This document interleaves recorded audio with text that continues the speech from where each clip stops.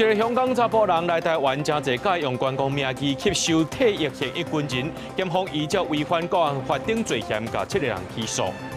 冷空气来到维京暗时到明仔载透早，也有明仔载暗时到后日透早上介寒，要等到拜六礼拜才会回温。高雄燕巢月世界沙坡地起风偷渡几60栋的家庭本数，经过调查，目前锁定台南的清运业者。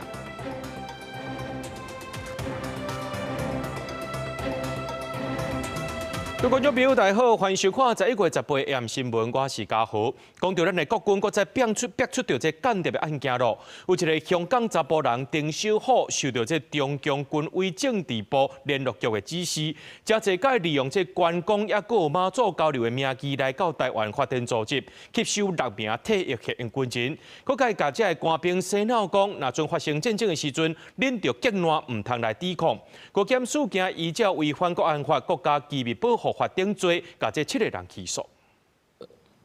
含苗的人员做伙翕相，伫相片内面穿白色的靴子。这个香港的查甫人丁小虎，伫7年前以湖南省浙江马祖文化交流协会副会长的身份，到鹿港天后宫去交流。但没想到伊真侪摆来台湾，后壁的目的是涉嫌伫台湾发展中国间谍组织。根据高检署的调查，丁小虎是受到中国官方的指示，真侪摆借商务活动也是观光的名义申请来台湾，透过地下汇兑提供1112万的报酬，吸收时的退役军人2个现役军人，下令去探听基本资料，含说服现役军人2方若发生战争，带领部署消极卖抵抗。是本部执行内部清查作业时，发现杨姓少校行止涉疑，立即依国安联防机制通报国安局、统合县指部、调查局等单位共办。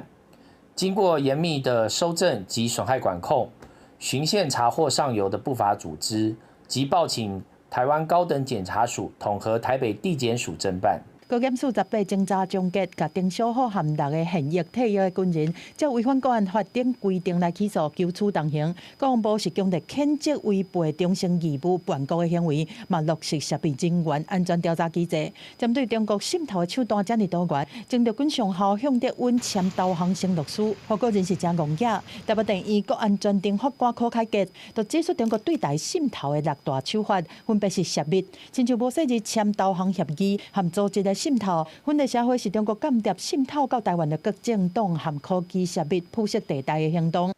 我们刚买的高科技武器系统的这些部队的士官兵，因为这个武器性能到底怎么样？因为他们是操作手，他们非常清楚的如果他们把这个重要的武器装备的所有的参数向外透露，我想中共对这方面也是非常有兴趣的。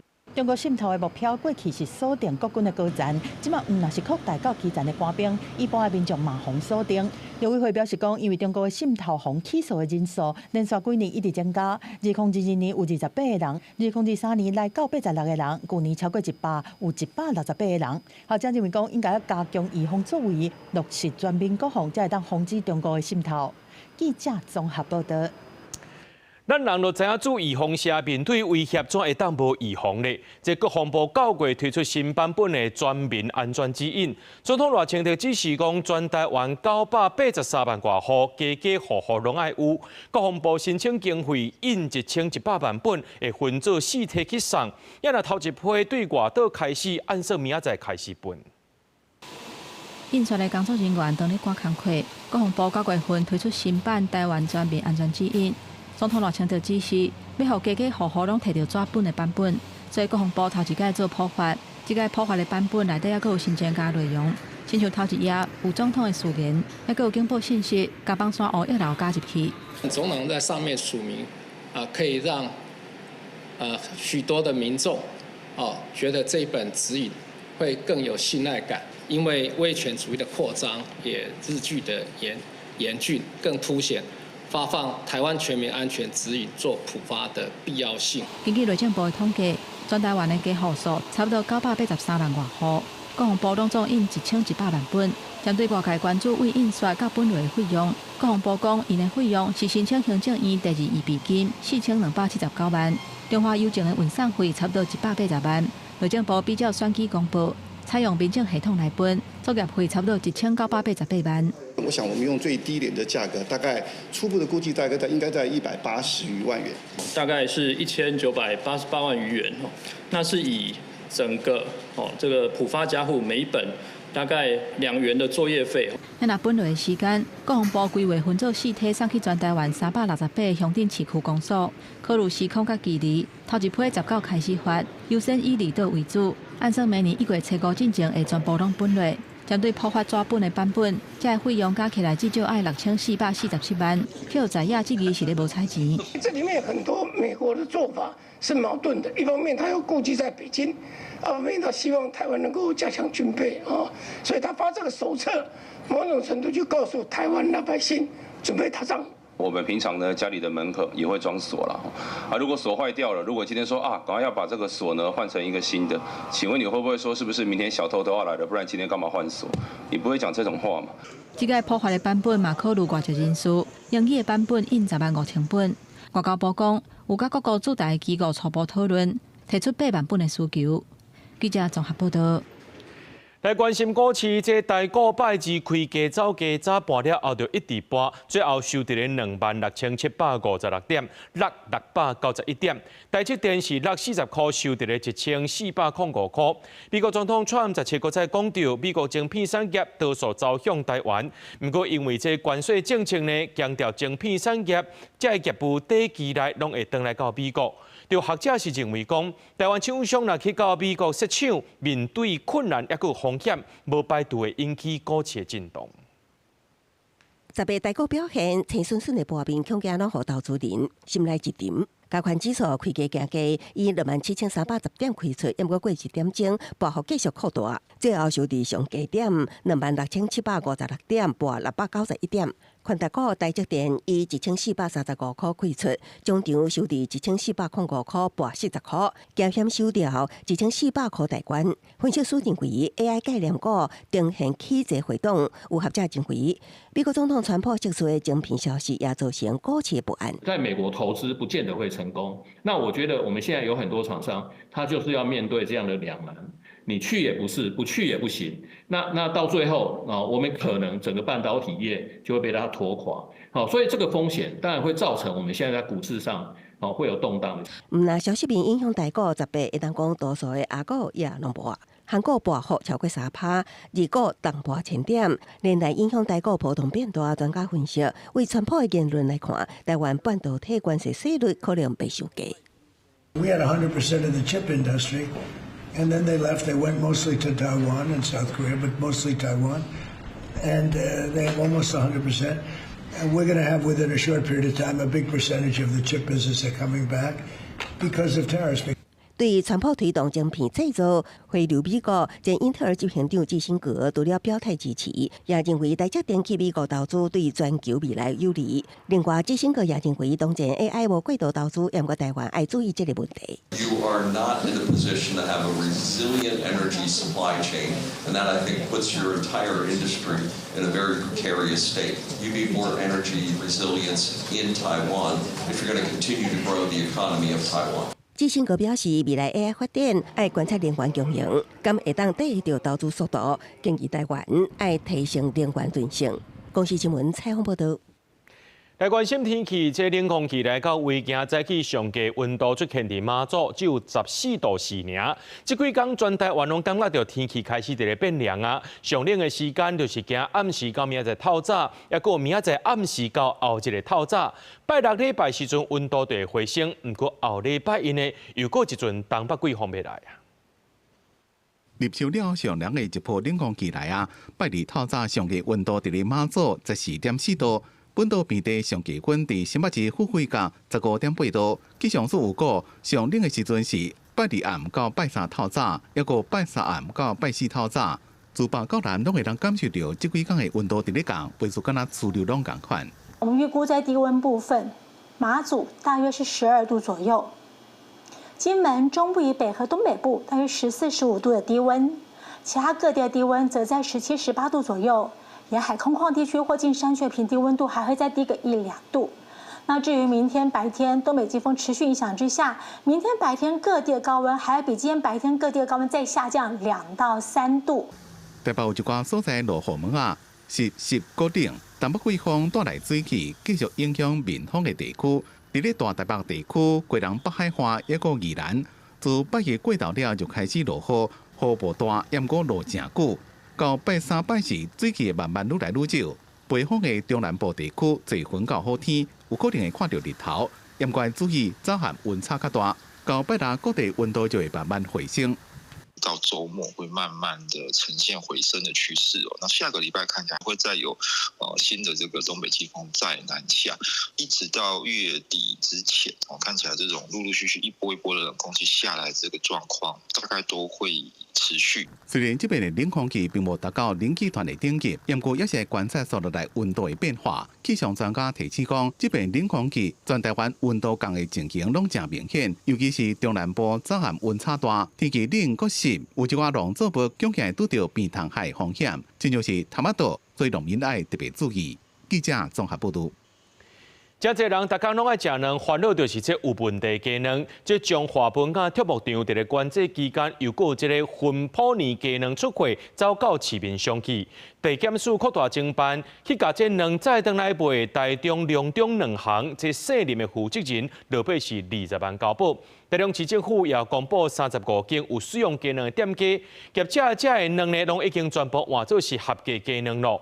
另外，彰化县政府呢，也要公布1万粒卵走去新北市，有4600粒已经卖出去啊。重机械车辆来回到涂骹的2接4过盆，彰化县文雅体育场鸡卵分盆年超标，紧急封存的25万粒鸡卵，17暗由彰化地检署指挥保持总队甲彰化县府专属销毁，检方另外指挥调查局所属台中市、两中两行各撮回负责载卵的姓林负责人，获审了后认定涉款是案发加早期罪嫌，裁定20万交保。局者表示配合检方调查，也发冤枉，强调家己也是受害者。搜索涉案鸡蛋商，并带回负责人，认为涉犯诈欺以及违反食安法，罪嫌重大，讯毕后交保新台币20万元。明明就是不知情啊，对啊，你说交保20万真的是很无辜，不知道对我们所谓的诈欺罪在哪边，毒又不是我放的。卵前甲彭公公超过4万粒本地卵，伫解除移动管制期间流入台中市海线35间店头，包括早顿店、点心店、烘焙店甲商旅。部分店头表示，查实知影消息的已经退换货，也毋过也有已经使用完，目前拢换合格的卵。10号左右，他们有通知我们说这一批蛋可能有问题，那我们也是在当日的时候就跟他们处理，就是把那个我们原本里面所有的蛋，就是全部退回给他更新。那一批呢，都已经这个用完了。哦，那我们目前现在的这一批蛋呢，是有经过检验合格，它是没有问题的。台中市长罗秀燕18日机会备询的时透露，文雅土木场第2批毒鸡卵，毋那是流入台中，希望有关单位赶紧公布，以免形成食安的空棚。就我了解，不是只有流入第2批，它偷卖的这个不是只有流入台中，是应该别的地方还有。毒鸡卵风波炭烧，彰化县府表示，18搁较公布1万粒卖去新北，已经回收5400粒，也过有4600粒已经分配出去啊。公司新闻采访报道。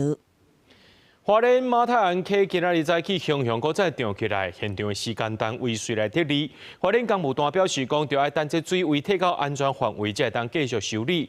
林波署花莲分署就讲，这届大水和崩山潭是无牵连的，也会继续加强监控。针对到这花莲马太安溪崩山潭在后重建特别预算，行政院表示讲，整合各单位的需求了后，拢总编列270亿，有成留30亿的扩大起来。台湾高压水灌真济土山来，不过河床内还阁有基具的施工，看水愈来愈悬，只好暂时停工。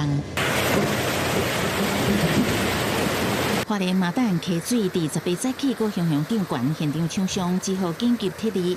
公路局花莲工务单表示，目前登加河床乌侵，还阁有清暗管，因为水位涨悬，只好暂时停工。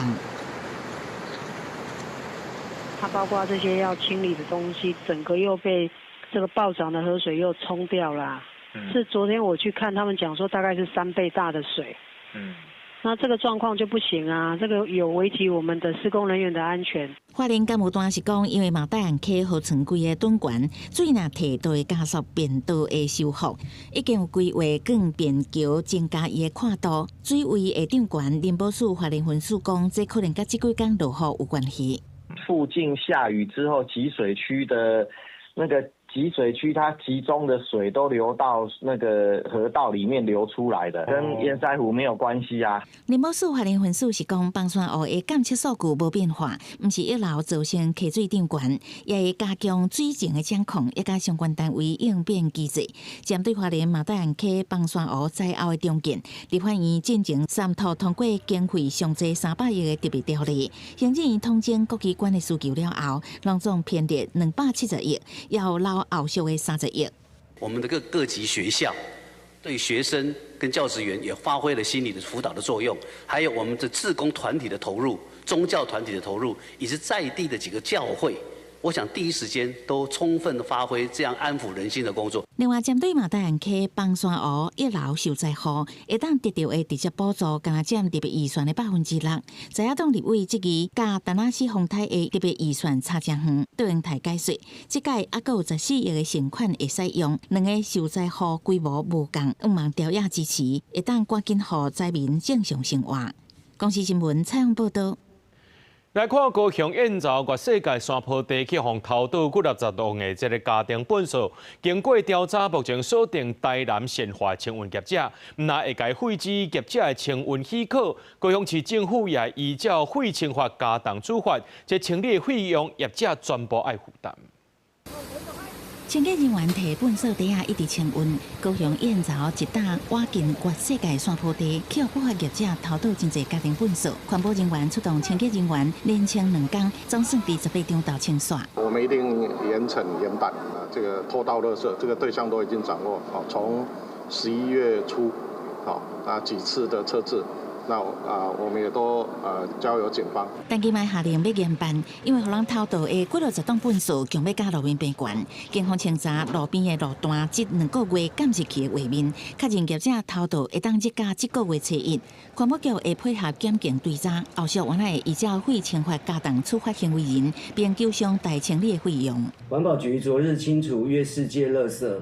发现包含台南今年10月下旬产生的垃圾，研判为11月上旬遭人弃置。检警目前掌握数台可疑车辆，扩大侦查中。因为部分粪扫为台南来，台南市政府透过破地检查、清运车的路线来查，也有监视器的比对，锁定县华某一个业者有真大嫌疑。不过嘛，发现除了台南，还有别县市的粪扫。初步了解，还有其他县市，好，北部的县市，对，北部的县市，对。那但是我们不清楚是这个业者也去北部收运垃圾，啊，因为我们知道很多清运业者是北部南部这样跑的。台南市政府已经掌握部分粪扫来源的业者，不过清运业者还阁查到了后会废止清运许可，阁透过电子围篱等甲中央合作的清除机构管制作为，加强道路的查查，严格防止去别县市乌白道的行为。记者采访报道。苗栗竹南昨深更到行的早起呢，发生3届小规模的地震。气象署观测讲，主要原因是一个板块烧煎，应力传到西部地质较脆弱的所在，就引起地震，这是正常现象。就专家推测，这大未来50年发生规模6以上的大地震，几率只有1%，民众唔免惊吓。电头门店内面拢无人，设备整齐放伫壁边。因为即马已经是暗时11点外，但熊熊后1秒，开始还有真大的声音，这拢互监视器翕到，而且这是短时间内连续3个地震，拢发生伫苗栗的竹南迄边，互附近的居民着青惊。昨天是好像有水怪在地下要跑出来，像咚咚咚咚的感觉。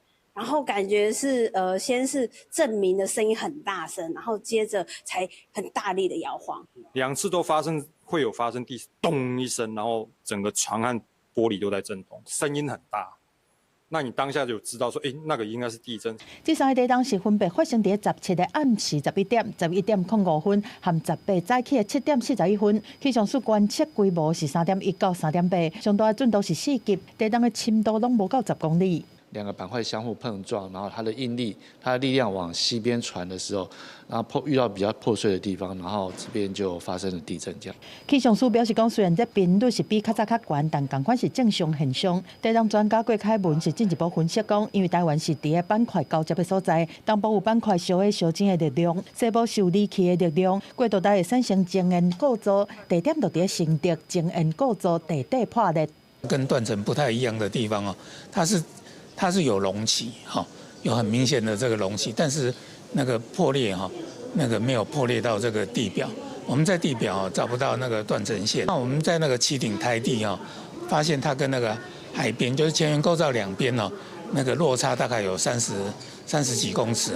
专家嘛分析，这摆是因为地动发生伫半暝，当地国罕的有地动，互民众特别有感觉。但是根据研究，未来50年，这区发生规模6以上的大地动的几率是1%，唔免伤过惊吓。记者综合报道。来看这个是无定时的炸弹，台北市有一个姓林的查甫人，伊拒绝酒测失败，拢总互政府罚500万。不过伊同款照常无驾照，伫咧车路拍走。前几天呢，伫咧新北市骑奥多摆家己跋倒，互检方验酒测，说超过标准，依照公共危险罪来甲上班。事实上，这款的情形毋若伊一例，为什么是无法通治呢？前当时3只骑奥多摆的半路停落来，雄雄骑袂知，人含车做伙倒落去。几工前新北市新店的这个家己累残的事故，警方甲酒测发现骑奥多摆的酒测高达0.83。驾酒赛车的查甫人林彦迪，57岁，伫官方公告的驾酒赛车和拒测的名单，定定拢看到伊。对2022年开始，敢若伫台北市有7摆拒测的记录，加起来罚超过500万。这摆是因为刹车才防做酒测。驾驶人拒测，则依道交条例第30条规定，会处新台币18万元罚款哦，并当场移至保管车辆跟吊销驾驶执照。在我们实务上，这个案例是大概不到1成啊。面对驾驶人拒测，警方嘛干会当甲开罚，袂当强制酒测。嘛，互有心的人让这个人旁，驾酒赛车拢拒绝酒测，安怎罚拢罚袂惊，同款是无照驾酒赛车。道民代建议交通部爱修法，若是拒测，就当场甲人扣落来。我觉得应该要修法。第一个不能够拒绝这个酒测。如果你现场拒绝酒测的话，我们可以考虑当场把你留在现场，或者是说有一些比较强制的动作。若是拒测造成真侪问题，来看较早的案例，讲卖讲有真侪驾酒赛车的累犯，就算已经驾酒赛车几啊摆红掠包，坐加几啊摆，嘛是同款无改。你车都无车牌。然后你即摆规条路拢处理。这就带南这老先生已经3摆驾酒赛车去坐驾，去年底关出来了后，搁互抓着驾酒骑车，进前搁互判刑7个月。明明国内已经修法加重刑罚，加严定考照的定数，增加讲习的时数，但驾酒赛车再犯的问题并无变好。执行酒驾案件裁判确定有罪的人是204867人，但是有96%都判处6个月以下的有期徒刑。对于酒驾者，对他们的吓阻力就会减弱。就算处罚驾酒赛车已经提高刑度，但是实际判的无够重，无法度有协助的效果。民间阁补充讲，对驾酒赛车的累犯是驾酒调调的问题，相关戒瘾治疗的介入协助，政府阁有拍拼的空间。记者综合报道。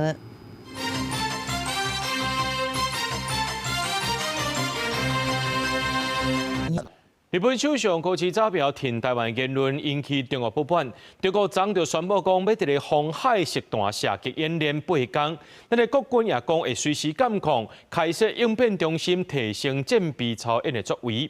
另外呢，美国进前通过大票101亿对台军售，中国同款调起来。咱的国防部就强调讲，这中国呢是区域的一份子，就要停止违反扩张和普色地带侵扰。美国政府进前批准一项3.3亿美金对台军售，差不多台票100亿元。这是川普第2任期头一届对台军售。消息一日出来，中国国防部丢下断地，批评因会小心，已经向美国提出正式的交涉。美国政府这一次就空军的非标准航材零附件对台军售的案子进行智慧国会的程序，这个是基于台湾关系法以及6项保证。持续协助我们维持足够的自我防卫的力量。我们始终相信，以实力为和平。国防部爱中国停止威权扩张，加一直侵扰。不过，这阵啊中日关系紧张，中国先是宣布要伫黄海中部实弹射击，即马搁要为18至25伫黄海南部连续实弹射击8天，国军唔敢大意。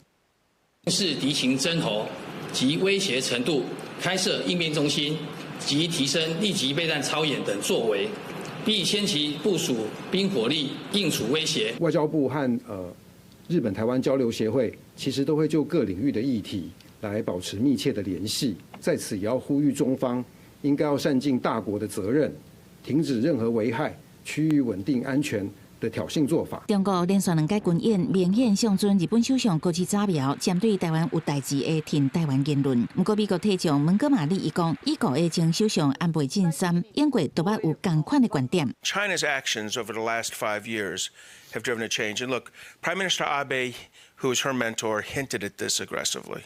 He said, I think quietly, that a Chinese attack on Taiwan would be an existential threat to Japan. I think we should have no confusion that Chinese overconfidence today will lead to miscalculation tomorrow. 华府智库捍卫民主基金会嘛建议台湾，因为能源挖靠进口，除了扩大购买美国液化天然气，侵犯双边关系。为了避免受到中国的压力，会当强化甲日本的能源合作。另外嘛认为美国海军应该优先规划替前往台湾的船只换挂美国国旗，同时进行护航甲商船护送的操演，向中国发出明确的信号。公司新闻采访报道。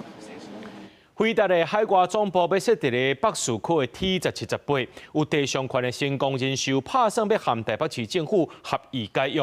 不过新工人寿强调讲，这土地限定予辉达，而且日后辉达若准备要使用啊，就要先予新工人寿。针对这个条件呢，台北市政府是讲因无法度接受。各党的台北市议员伫北市区集合做会视察 T17甲 T18用地，关心各项作业的规划甲处理情形，配合回答海外总部进驻的相关流程，速度会当加紧。市政府也在跟台电沟通，是不是在旁边这一块我们要加设一个变电所，来做一个变电的一个配电的工作哈，所以呢，现在目前正在跟台电谈这个问题，所以我们后续很多事情要做。我们表定有哪些要在现场，有哪些要清楚要点交的部分，那是不是有跟辉达先确认过？好，譬如说像这个废土坑。整地工作正伫咧进行，验过关键的地上权问题，原本伫顶礼拜五，台北市政府要甲新工人寿完成合议解约，怎么解约搁在卡关？因为新寿提议。这笔用地将要限定予辉达使用，若是过几年辉达要解约唔爱搁用，土地将要限予新秀使用。因果若是议员无认同，市府也无接受。他们提的这个意见在我们的协议书，那我们不可能这个土地往后的状况说这个，当然现在会打，那往后如果假设会打用了几年以后。那这个合约还必须要再把土地还给他，这个在市政府是没有办法接受的。台北市副市长李树川讲，辉达不动产的副总裁，这礼拜将会来拜访市长蒋万安，也会带投资意向书过户新秀。新秀若同意，伫咧董事会开算了，就让签解约的合约书。记者综合报道。交通部已告修正汽车运输业客货运价准则，规定这乌托派外送的运价公式呢，若准有必要，会当收等待费用、上楼的费用等等，已过期有60天，上紧明年2月施行。外送员伫街仔路巷仔内骑车骑来骑去，无用得替人客送物件。为着互外送运费有合理的计算，交通部进行已过上新的外送运价公式。若是有必要，外送费会当加收等待费、劳站费等其他费用。你看人家要骑车，然后还要送到那边，还要往上走，其实这个都是相对要付出来的成本。所有的服务啊，就是使用者付费啦。对，我是觉得使用者付费，因为我觉得合理就好了。交通部表示讲，全国内差不多有15万人做外送业，这摆的修法特别针对乌托邦的外送，定出独立的计算结构。乌托邦外送的每单公里基本运价是1，再搁加上合理的经营报酬率，乘每车公里合理成本，再搁多平均每车公里接单数，必要的时阵会当加收劳站费、过年的加成费等等。草案的话，主要是规范最多能收取的上限，商家抽成的利润去补贴运费啊，你那个平台有一个商业考量。事实上，伫去年交通部就捌针对外送运价提出修正草案，但是因为争议伤济，落尾无结果，即马搁一摆提出预告。不过外送产业工会这团体同款有真侪疑虑。2大平台业者为基准下去规划这个运价的话，那你其他没有跟餐厅抽成的中小平台，那一定会倒闭。这个标准你们各地方政府自己去制定哦，这个会产生一个很大的问题，每一个地方政府会变成是无头苍蝇。交通部强调，外送运价公式确定了后，会互公路局来启动5边的协商，邀请中央和地方政府、平台的业者、外送员工会和消费者团体做伙讨论，照无共生活口来定定各地运价。预估期有60天，收集各界意见，相信在明年2月完成修法上路。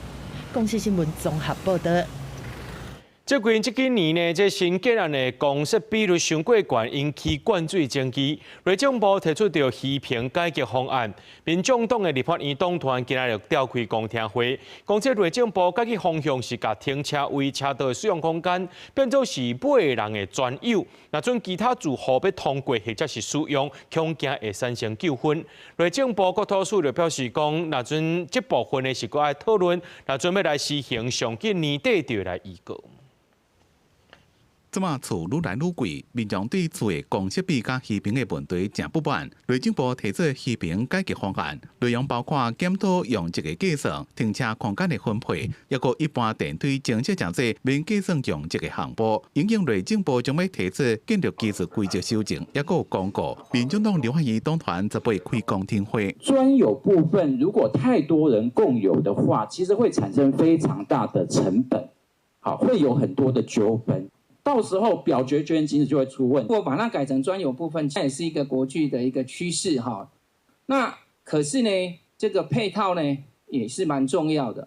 那第二个有关于没有够车位无偿通行的法源到底是什么？学者对停车空间的分配看法无同，即马内政部的方向是包括停车位抑个车道使用空间变做有买车位的大户专用，会当发扩增。严格学者认为，若是涉及社区的通道，无买车位的人是毋是当无偿使用？抑个就是车位敢会当卖互社区大户以外的人？你们应该有更清楚的数据评估来论证，因为我把梯厅算进去了，我把管委会空间缩减了。所以会有什么效果？甚至在不同规模的基地会产生什么效果？要若用这个计算，内政部也检定管委会使用空间的楼地板，若是无超过基地用这个1%，会当减少公设比。民间团体表示支持，严格要互消费者甲民众更加了解免计项目经验了的实际效果。一般电梯放到免计的项目的部分，几个案例来做实际的试算，这样大概会降低1到2%。停车空间的登记的部分，那个地方会影响稍微比较大一点。内政部讲，为着要鼓励装电梯，甲电梯逐日免计算用者。另外，对建筑技术规则修正公告，虽然抑个会经过讨论，若是确定要实施，按算伫咧年底进行的预告，并且保留缓冲期。记者综合报道。根据国建署的统计，18岁以上的民众5成体重伤过重或者是大块。最近讲到这个减肥车是变甲正热，不过国际上上开新的研究发现讲，减肥车停用1年了后，体重颠倒增加14%。医生也是提醒民众，也是爱靠运动，也有健康的食食。就是这款本地用来治疗第2型糖尿病的糖蜜素药啊，大家叫伊减肥车，因为会当帮助控制血糖，治疗无啥想要食物件。最近互广泛应用伫减肥的疗程内面。不过，国际上新的研究发现讲，这减肥车只要一停止住，都会搁变大颗。因为药物效果太好之外，另外第二个就是你在使用药物的时候，你的生活饮食模式不能够继续在停药之后继续维持。这项针对减肥车药啊并健录的减肥效果做的大型研究，而且看伫去年国际上有名医学期刊《JAMA》研究团队互受试者使用36礼拜了后，平均差不多减重2成，等于是缩胃手术的效果。接落来再甲受试者分作2组，持续追踪1年，结果发现讲无停药啊的这组是持续减重差不多2成5，但是停药啊的这组是明显搁肥转来，体重差不多增加1成4。不过医师嘛警告讲，唔是大家人拢适合使用减肥车。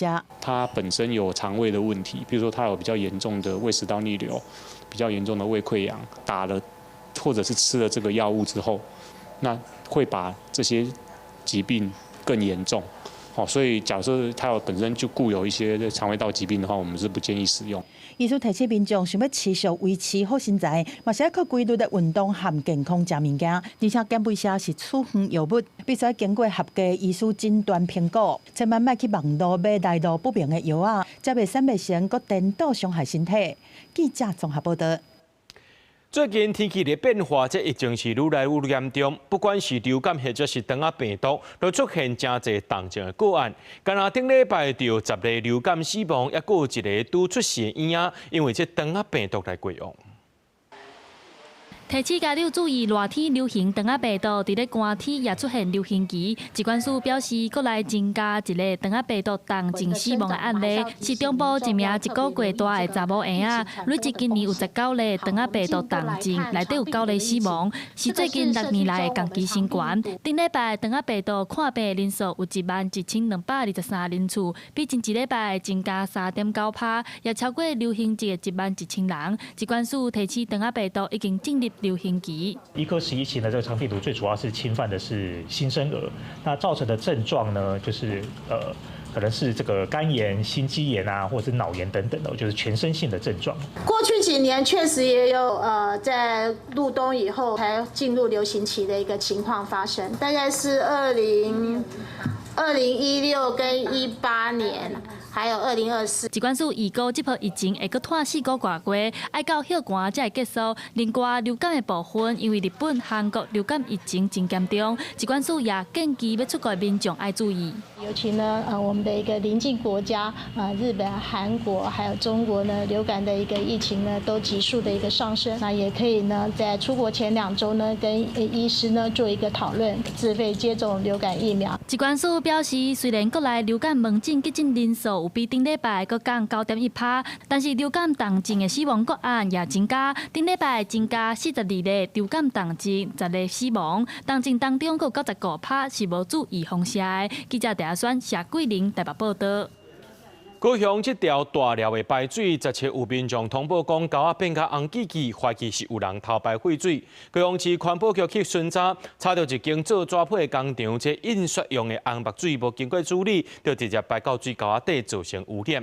除了依照水务法给罚钱以外，也要求业者就要装处理设施来改善。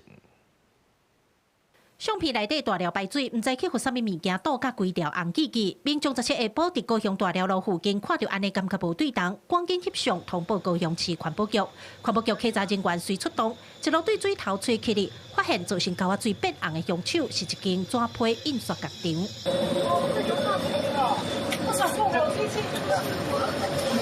没有啦，那我跟你讲，因为你看你那个胶囊回来了，纸器印刷工厂。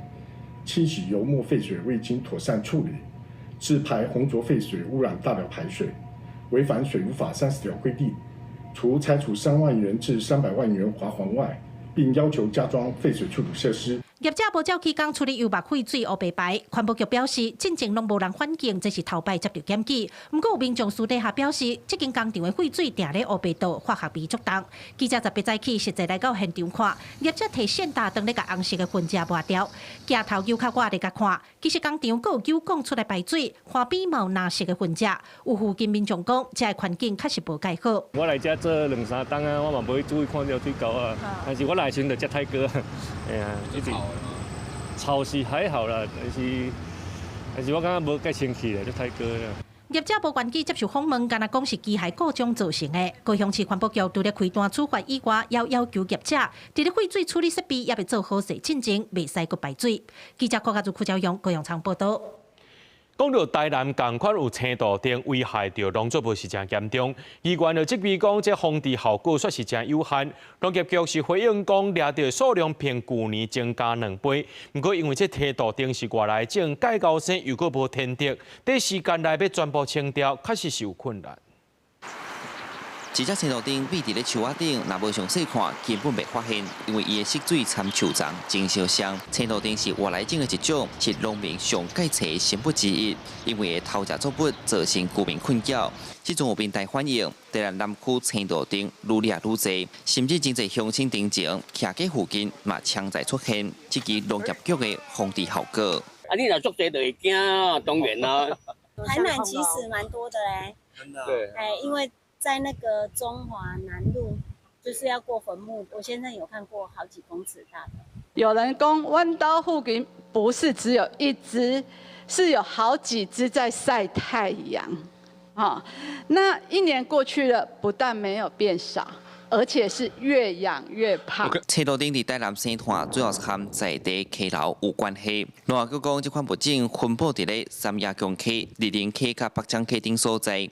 市府目前嘛有请厂商集中人工伫疫区咧掠，今年掠到的数量比去年加2倍。农业局今年按算要消灭3万只，嘛会加强防止车道顶往北拓开。母的话都不断在生，不断在下蛋。所以说它的孵化率如果50%来讲，它一次可以生20颗到80颗。第一个流域里面会进行移除，然后第二个就是公共安全，提防这些的公共设施，或者是说，因为我们也避免民众恐慌，所以说我们也会针对这3个部分进行移除。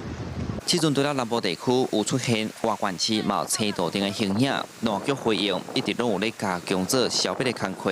不过这款外来种，坦白讲无天敌，兼介高生介高炭，地属短时间内要甲消灭，确实有影真恶做。伊嘛会有乡亲若看到，通卡1999通报，市府会随派人到场处理。记者苏台南采访报道。国民党主席郑丽文顶一日去参加白色恐怖追思会，这追思的对象之一包含着中国间谍吴钊，引起议论，也引起民间转型正义团体强烈不满。民间团体和学者呢拜二伫咧立法院开记者会，认为国民党用中国间谍来解说白色恐怖是颠倒历史，和转型正义大退步。当期关心转型正义的519行动组合召开记者会，因针对国民党主席郑丽文伫咧这个月初去参加一场白色恐怖的追思会。追思的对象之一包括中国间谍吴钊。研究白色恐怖的历史学者认为，伫咧追思白色恐怖的场合追思中国间谍，完全是咧颠倒历史。白色恐怖的真相是，当初有千外位无辜的受难者去互人枪杀。我是认为讲。咱台湾的社会要有家己的主体历史意识。吴钊本身就是一个共产党的间谍嘛，吼，这是国民党家己无能嘛。国民党就是利用这种的对历史的滥用、乌白用吼、乌白斗骗选票。我这是足无应该。由关心519白色恐怖记忆日的筹备小组转变做519行动组合的民间组织认为，国民党讲起来应该是白色恐怖的加害者，唔是受害者。而且中国间谍也唔是过去的代志，现在台湾内部也有真侪咧替中国做代志。国民党嘛爱汲取历史教训啊！你跟中共合作绝对没有好下场，这因的历史都讲得足清楚啊。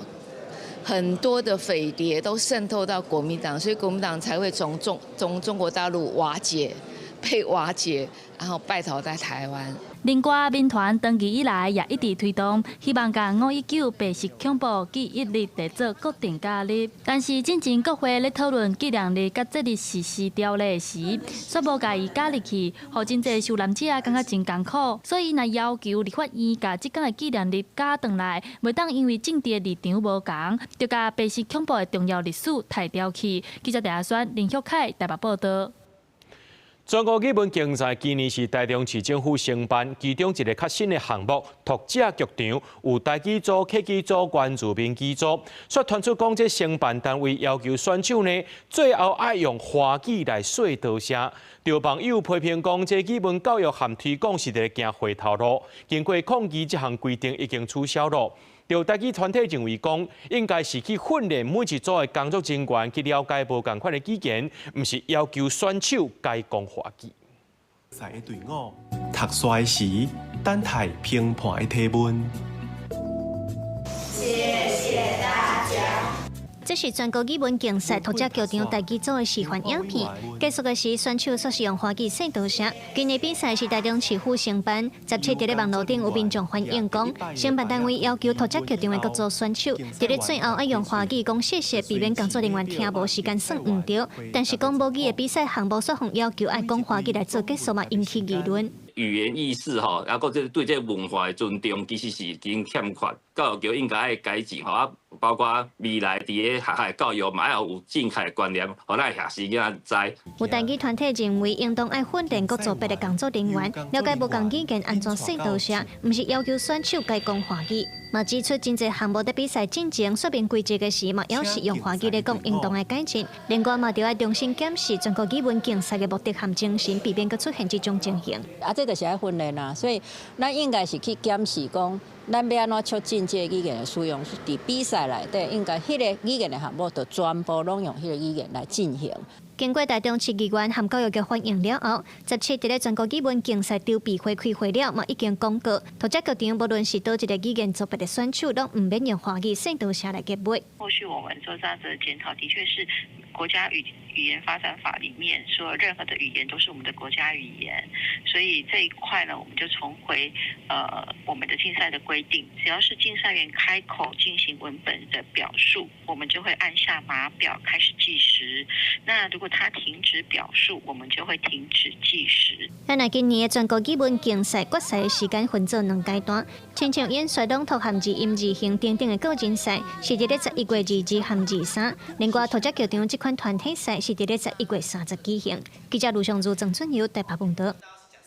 咱来看国际新闻，这波兰当地时间在暗时7点半和9点半传出2件铁路环破坏事件。波兰政府认为，讲这条路线是各国透过波兰和乌克兰各种军事援助的重要路线，将可能是罗西亚伫咧背后变鬼变怪。目前呢，这波兰是无查出任何具体事情。伫波兰东南部的小城市普瓦维，一旦看到一个火车停伫铁轨路，不过其他列车也是照常行驶。伫铁轨路沿路4公里，大庭警察加其他单位的调查人员，当详细地搜查是毋是有其他互人破坏部分，还是匪徒留落来混入。Wczoraj około godziny 7:30 na trasie kolejowej jeden z pociągów zatrzymał się, ponieważ zauważono wyrwę w torze kolejowym。除了暗时7点半以外，2点钟后附近佫传出类似的状况。这条铁路线是为首都华沙一路往东南方大城罗布林。当地除了是波兰的文化城镇，也是俄乌战争后欧美各国军事支援乌克兰的转运中心。所以波兰政府把箭头指向罗西亚，怀疑就是罗西亚因塞索人破坏铁轨路的。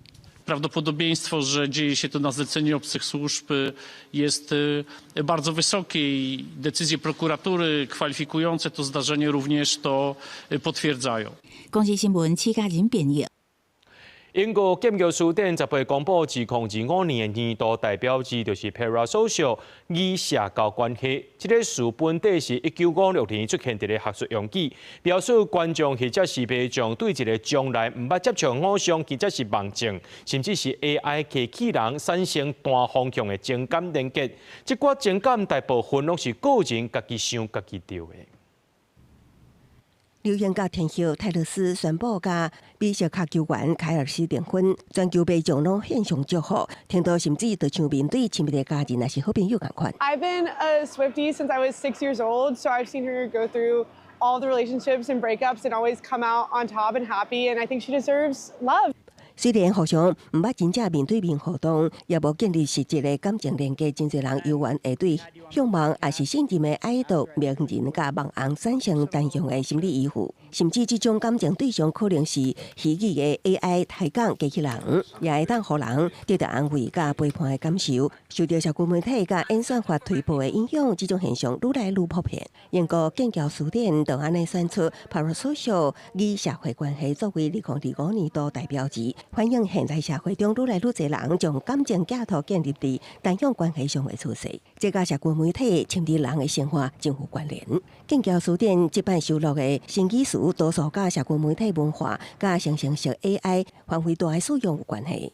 像有影响力的语词 ，slow 记的就是低品质的网络内容，特别是 AI 生成的资料。你们反而讲的是某一个事件图像，也是进步会被演化。剑桥今年收录6000多个新语词，包括Skibidi是指网络被因字表示真酷真嗨，有时甚至无固定的含义。那伫愈关注，例如 Shuno 形容活伫幻想的世界对事物抱持无实际毋行。另外，也有 Chatwife 是 traditional 的组合创新之一，是伫 Instagram 甲 TikTok 上流传的争议性热调，倡导女性爱回归传统性别角色的一种用字。建构书店编辑表示，只有持久性的意思才会互收录。今年的选举也显示，社群媒体甲网络文化对现代语言演进的重大影响。公司新闻刘小芬编译。咱做伙来看明仔载天气。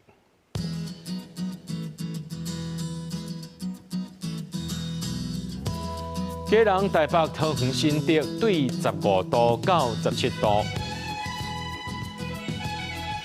辽宁台中、彰化、南投、云林对15度到21度。嘉义、台南、高雄、屏东对16度到26度。宜兰、花莲、台东对15度到24度。平湖、金门、马祖对13度到20度。还有未来3天的气象。